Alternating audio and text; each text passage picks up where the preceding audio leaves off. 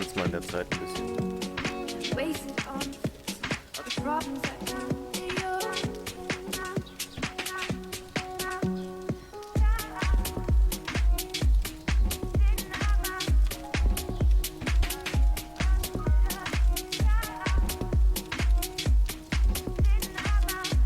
Ja, sofort.